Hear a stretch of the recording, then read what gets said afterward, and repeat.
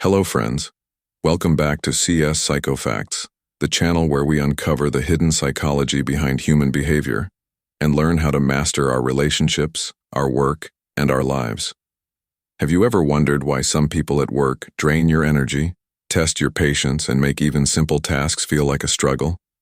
The truth is, no workplace is free from difficult people. They come in many forms: manipulators, complainers, know-it-alls, and even passive-aggressive colleagues who quietly create chaos. But here's the good news. Dealing with them doesn't have to mean stress, frustration, or conflict. The book Dealing with Difficult People at Work by Erma Williams gives us practical strategies rooted in psychology to recognize these difficult personalities, understand their motives, and respond in ways that protect our peace while maintaining our professionalism. Successful leaders, smart managers, and resilient employees all know one thing. Your ability to deal with people, especially difficult ones, determines not only your career success, but also your mental freedom. And that's exactly what this book helps us achieve. Workplaces are meant to be places of growth, collaboration, and creativity. Yet for many people, the greatest source of stress isn't the workload, deadlines, or targets, it's other people. Almost everyone has had that one colleague, manager, or employee who makes the day harder than it needs to be. These are the difficult people we encounter in our professional lives, and while they may come in many different shapes and personalities, they all have one thing in common. They test our patience and challenge our ability to stay calm, composed, and productive. The key to dealing with them, as Erma Williams explains, is not to run away or fight back impulsively, but to understand the psychology behind their behavior and use strategies that allow us to manage them effectively. Difficult people at work come in different categories. Some are loud and aggressive, demanding attention and creating conflict wherever they go. Others are quiet but manipulative, using subtle tactics to make others uncomfortable or insecure. Some always complain about everything, creating negativity in the team, while others act like know-it-alls, dismissing everyone else's ideas. Then there are the passive-aggressive ones who smile on the surface but sabotage you quietly from behind. Each of these personalities brings a unique challenge, but what makes them so damaging is the emotional toll they create. They drain your energy, lower morale, and if left unchecked, can even damage careers. The first step, according to Williams, is awareness. Most people fall into the trap of reacting emotionally when confronted with a difficult person. If someone criticizes you harshly, you defend yourself angrily. If someone manipulates you, you feel hurt and withdraw. If someone constantly complains, you either join their negativity or push back with frustration. But this reactive cycle only fuels the fire. Difficult people thrive on emotional reactions. They gain power when they see they've triggered you. The secret is to break this cycle by refusing to give them control over your emotions. One of the most powerful strategies is emotional detachment. This doesn't mean ignoring the person completely or pretending they don't exist, but rather controlling your own responses. For example, when faced with an aggressive colleague who constantly raises their voice or pressures you, your instinct might be to match their intensity or shut down.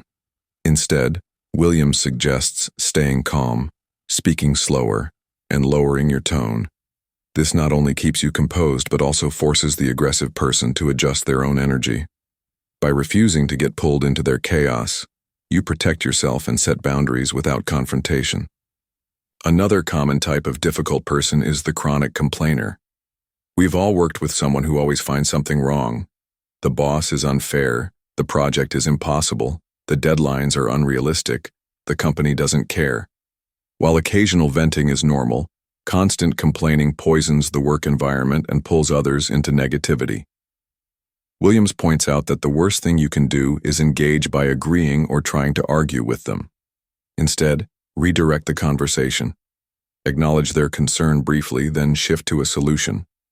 For instance, if they say, "This project is impossible," you can reply, "It's definitely challenging. What do you think we can do to make it easier?" This forces them to think constructively instead of wallowing in negativity. Then there are know-it-alls. The people who dismiss everyone else's opinions, and act as though they have all the answers. These individuals can be frustrating because they undermine collaboration and make others feel undervalued. Fighting them directly rarely works, since they thrive on proving others wrong. Williams suggests a subtle approach. Instead of challenging them outright, ask thoughtful questions that make them reflect. For example, "That's an interesting point. How would you handle it if this scenario changed?" This tactic forces them to think beyond their narrow view without making them defensive. In essence, you lead them to expand their perspective without turning it into a battle. One of the most dangerous types, however, is the manipulator. Manipulative colleagues often disguise themselves as friendly, helpful, or supportive, but their true goal is control or self-interest. They may use guilt, flattery, or even subtle threats to influence you. Williams emphasizes the importance of boundaries here. Recognize the patterns of manipulation. Do they always make you feel guilty for saying no?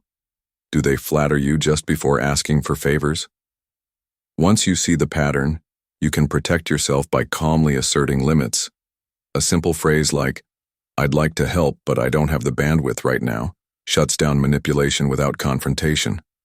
Passive-aggressive individuals are another challenge. They avoid direct conflict but express negativity through sarcasm, silent treatment, or subtle sabotage. This behavior can be frustrating because it's indirect. You can feel something is wrong, but they won't admit it openly. Williams advises addressing the behavior calmly and directly. For instance, if a colleague agrees to a task but consistently delays it, you might say, "I noticed the task hasn't been completed yet. Is there something preventing you from moving forward?" This forces the passive-aggressive person to bring their hidden resistance into the open. What makes Williams's approach so valuable is her emphasis on professionalism. Many people make the mistake of personalizing the behavior of difficult colleagues, taking insults or negativity as an attack on their identity. But in reality, the difficult person's behavior says more about them than about you. By separating your self-worth from their actions, you stay in control. You're not there to fix them or fight them. You're there to manage your own energy, maintain respect, and focus on your goals. At the heart of the book is a simple truth. Difficult people don't have to control your life. They can be managed, redirected, and even neutralized if you approach them with awareness, calmness, and boundaries. Williams provides dozens of examples from real workplace situations where employees learned to shift their approach and suddenly found that the same difficult colleague no longer had power over them. But perhaps the most important lesson is this. Dealing with difficult people isn't just about protecting yourself, it's also about growth. Every difficult person you encounter is like a test of your emotional intelligence. Do you react impulsively, or do you stay calm? Do you get dragged into drama, or do you rise above it? Each encounter is an opportunity to strengthen patience, self-control, and communication skills. Over time, the very colleagues who once frustrated you become the training ground for becoming a stronger, wiser professional. Another key insight from Williams is that difficult people often operate from insecurity. An aggressive coworker might shout because they fear being ignored. A manipulator may twist situations because they don't trust their own abilities to shine honestly. A complainer might be expressing hidden anxiety about failure or rejection. By understanding the insecurity behind the behavior, you not only protect yourself, but also avoid taking it personally. This doesn't mean you excuse or tolerate bad behavior. It means you approach it with clarity. Instead of reacting emotionally, you recognize that their drama is a reflection of their internal struggles. This awareness gives you psychological distance and power. One powerful technique she emphasizes is the use of neutral language. When confronting a difficult person, emotions tend to escalate. For example, saying, "You always make things impossible," only makes them defensive. Instead, using neutral phrases like, "I noticed the deadline was missed," or "This project seems delayed, how can we move forward?" keeps the conversation focused on behavior and solutions rather than personal attacks. Neutral language lowers defensiveness and creates space for dialogue, even with the most difficult personalities. Williams also underlines the importance of choosing your battles wisely. In every workplace, you will encounter situations that irritate you, but not every irritation is worth engaging. If a colleague constantly talks too much in meetings, sometimes the best response is not confrontation, but simply redirecting the discussion politely. If someone makes a sarcastic comment once in a while, it may not be worth escalating. But when the behavior consistently impacts your work, your team, or your emotional well-being, that's when you need to step in. Knowing when to act and when to let go is a skill that protects both your peace and your professionalism. Another chapter of the book stresses the importance of allies.